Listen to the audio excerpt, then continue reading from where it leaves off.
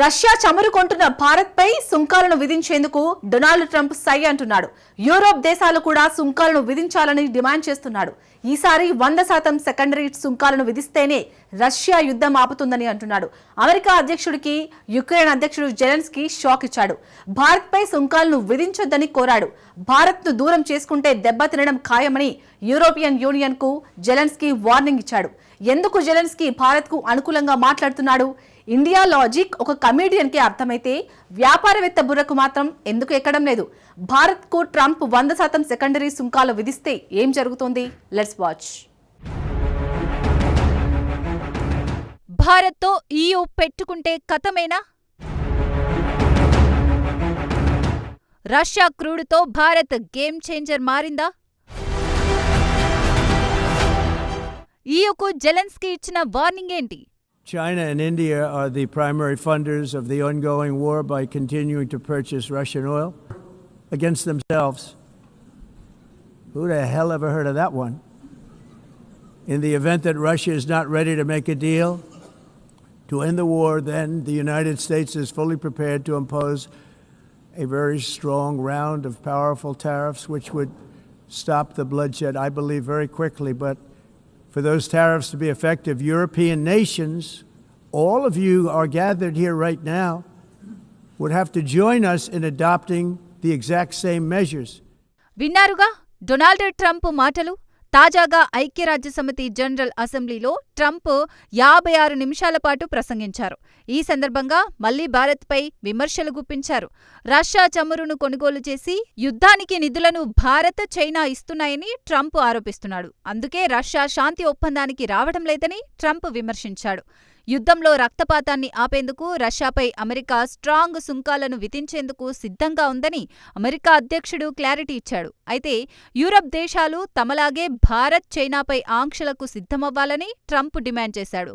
ఎందుకంటే రష్యా నుంచి చమురు కొనుగోలు చేస్తూనే ఆ దేశంపై యూరప్ దేశాలు యుద్ధం చేస్తున్నాయని మండిపడ్డాడు. సెప్టెంబర్ ప్రారంభం నుంచి ట్రంప్ తీరులో మార్పు వచ్చిందని భారతీయులు సంబరపడ్డారు. భారత్పై సానుకూల ప్రకటనలు చేశారు. వాణిజ్య చర్చలకు అమెరికా సిద్ధమయ్యాయని ట్రంప్ స్వయంగా చెప్పాడు. మరోవైపు అమెరికా, భారత్ మధ్య వాణిజ్య చర్చలు కూడా మొదలయ్యాయి. కానీ అంతలోనే మళ్లీ UN జనరల్ అసెంబ్లీలో ట్రంప్ బాంబు పేల్చాడు. ఉక్రెయిన్ యుద్ధం కొనసాగడానికి భారత్, చైనానే కారణమన్నాడు. కొన్ని నాటో దేశాలు కూడా రష్యా చమురును కొంటున్నాయని విమర్శించాడు. ఇది అత్యంత దారుణమైన విషయమని ట్రంప్ మండిపడ్డాడు. యూరప్ దేశాలను ట్రంప్ విమర్శించడం సరే, కానీ భారత్ను మాత్రం మళ్లీ టార్గెట్ చేశాడు.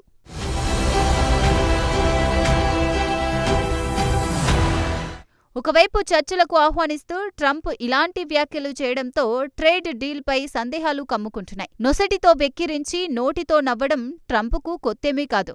ట్రంప్తో పాటు సహాయకులు, మంత్రులు సైతం రష్యా చమురును కొంటున్న భారత్పై విమర్శలు గుప్పించారు. ట్రంప్ వాణిజ్య సహాయకుడు పీటర్ నవారో అయితే మరో అడుగు ముందుకేసి ఉక్రెయిన్ యుద్ధం చేస్తోంది రష్యా కాదని, భారతేనని నిందించాడు.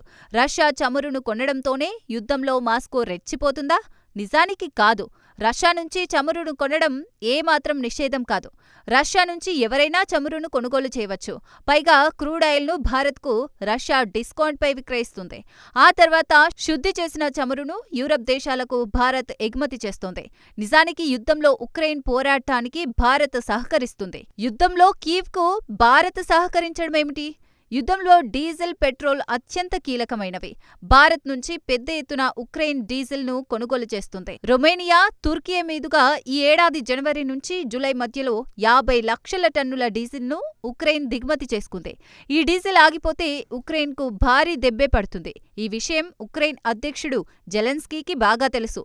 అందుకే ఇప్పుడు డొనాల్డ్ ట్రంప్కు, యూరోపియన్ యూనియన్ దేశాలకు జెలెన్స్కీ గడ్డి పెడుతున్నాడు. తిన్నింటి వాసాలు లెక్క పెట్టొద్దని హితవు పలుకుతున్నాడు. Iran will never be on our side because we'll never be on the side of the United States. I think India mostly with us. Yes, we had these questions with energy, but I think that President Trump can manage it with Europeans, make more close and strong relations with India, and I think we have to do everything not to withdraw Indians, and they will change their attitude to Russian energy sector. America అధ్యక్షుడికి ఒక రకంగా Zelensky shock ఇచ్చాడు. Russia చమురును భారత్ కొనుగోలు చేసి యుద్ధానికి సహకరిస్తుందన్న వాదనను తోసిపుచ్చాడు. తాజా అమెరికా మీడియాతో ఓ ఇంటర్వ్యూలో వివరాలను జెలెన్స్కీ పంచుకున్నాడు. భారత్ తమ వైపే ఎక్కువగా ఉందని జెలెన్స్కీ ఆసక్తికర వ్యాఖ్యలు చేశాడు. భారత్, ఉక్రెయిన్కు ఇంధనపరమైన సమస్యలు ఉన్నాయని, వాటిని పరిష్కరించుకుంటామని జెలెన్స్కీ చెప్పాడు. చైనా, భారత్ తమ ప్రయోజనాలను కాపాడుకోవడానికి ప్రయత్నిస్తున్నట్లు చెప్పుకొచ్చాడు. రష్యాకు వ్యతిరేకంగా ఆయా దేశాల ప్రయోజనాలకు మంచి కాదని జెలెన్స్కీ వివరించారు. అమెరికాకు వ్యతిరేకంగా ఉన్నందుకే ఇరాన్ తమకు మద్దతిచ్చే అవకాశం లేదన్నాడు. ఆంక్షలనో, సుంకాలనో విధించాలనుకుంటే భారత్పై విధించొద్దని జెలెన్స్కీ హితవు పలికాడు. యూరోపియన్ యూనియన్ కూడా భారత్ను దూరం చేసుకోవద్దని హెచ్చరించాడు. జెలెన్స్కీ ఆలోచించినట్టుగా కూడా ట్రంప్ ఆలోచించకపోవడం దారుణం. రష్యా చమురును కొంటున్న భారత్ను పదే పదే అమెరికా అధ్యక్షుడు టార్గెట్ చేస్తున్నాడు. 100% సుంకాలను విధించేందుకు సిద్ధమని ట్రంప్ చెప్తున్నాడు. తమ జాతీయ ప్రయోజనాల కోసం తాము ఎక్కడి నుంచైనా చమురును కొంటామని భారత్ తేల్చి చెప్పింది. కానీ ట్రంప్ మాత్రం తన తీరును మార్చుకోవడం లేదు. అయితే భారత్ విషయంలో జెలెన్స్కీ ఎందుకు యూటర్న్ తీసుకున్నాడు?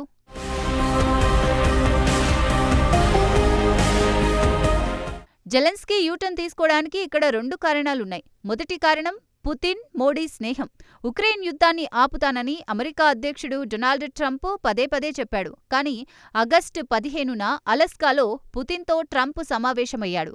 రష్యా అధ్యక్షుడితో మాట్లాడటం అంత సులువు కాదని ట్రంప్కు 9 నెలలకు అర్థమైంది. పైగా అలస్కా మీటింగ్లో ఏం జరిగిందో ఎవరికీ తెలీదు. ఈ మీటింగ్ తర్వాతే ఉక్రెయిన్పై పుతిన్ వరుస దాడులు చేస్తున్నాడు. నిత్యం ఉక్రెయిన్ నగరాలపై డ్రోన్లు, మిసైళ్లతో దాడి చేసి బీభత్సం సృష్టిస్తున్నాడు. సో సింపుల్గా చెప్పాలంటే ఉక్రెయిన్ యుద్ధాన్ని ఆపడం తనకు అసాధ్యమని ట్రంప్ చేతులెత్తేశాడు. సంక్షోభంలో చిక్కుకున్న ఉక్రెయిన్కు ట్రంప్ ఏ రకంగానూ సాయం చేయడం లేదు. పోనీ యుద్ధాన్ని ఆపుతాడా అంటే అదీ లేదు. మరోవైపు రోజురోజుకు తూర్పు ఉక్రెయిన్లో రష్యా దూసుకెళ్తోంది. ఇప్పటికే డాన్బాస్ ప్రాంతాన్ని 90% ఆక్రమించుకుంది. ఇప్పుడు చూస్తూ కూర్చుంటే పుతిన్ మరింత దూకుడును ప్రదర్శించడం ఖాయం.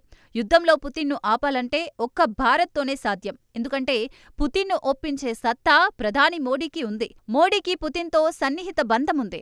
అమెరికా ఆపలేని యుద్ధాన్ని భారత్ ఆపుతుందని జెలెన్స్కీకి ఇప్పుడిప్పుడే క్లారిటీ వస్తోంది. అందుకే అమెరికా, యూరప్ను నమ్ముకునే కంటే భారత్తోనే పనవుతుందని ఉక్రెయిన్ అధ్యక్షుడు భావిస్తున్నట్లుగా తెలుస్తోంది.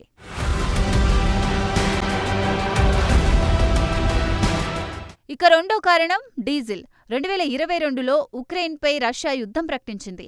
దీనికి నిరసనగా యూరప్తో పాటు ఉక్రెయిన్ కూడా రష్యా చమురు కొనుగోళ్లను నిలిపివేశాయి. అయితే ఆ తర్వాత డీజిల్ కోసం భారత్ మీద ఆధారపడ్డాయి. ముఖ్యంగా ఇతర డీజిల్ సప్లయర్స్తో పోలిస్తే ఉక్రెయిన్కు భారత్ తక్కువ ధరకే విక్రయిస్తోంది. అంతర్జాతీయ మార్కెట్లలో సగటున $680 పైన పలుకుతోంది. కానీ టన్ను డీజిల్ను $650 నుంచి $680కే ఉక్రెయిన్కు భారత్ సరఫరా చేస్తోంది. అంటే ఉక్రెయిన్కు కూడా భారత్ డిస్కౌంట్లో డీజిల్ను విక్రయిస్తోంది. భారత్ ఇతర సప్లయర్స్ కంటే తక్కువ ధరకే ఎగుమతి చేయడానికి కారణం రష్యన్ క్రూడ్ ఆయిలే. బ్యారెల్ క్రూడ్ ఆయిల్పై $3లను భారత్కు రష్యా డిస్కౌంట్ ఇస్తోంది. అందుకే భారత్ తక్కువకే యూరప్ దేశాలకు డీజిల్ సరఫరా చేస్తోంది.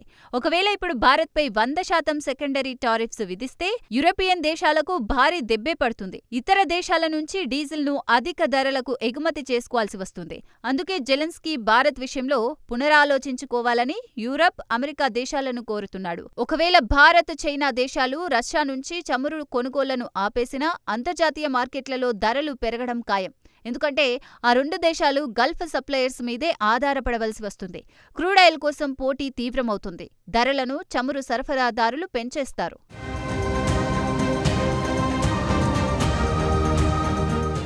చమురు ధరలు పెరిగితే చైనా రియాక్షన్ ఉంటుంది. ఆ తర్వాత నిత్యవసరాలు ఆటోమేటిక్గా పెరుగుతాయి. ద్రవ్యోల్బణం పెరుగుతుంది. ఇది యూరోపియన్ దేశాల్లో పరిస్థితులను మరింతగా దిగజార్చవచ్చు. కానీ ట్రంప్ మాత్రం అవేవీ పట్టించుకోవడం లేదు. అనుకున్నది చేయాల్సిందే. దాని పర్యవసనాలు ఎలా ఉన్నా ట్రంప్ దేకే అవసరమే లేదు.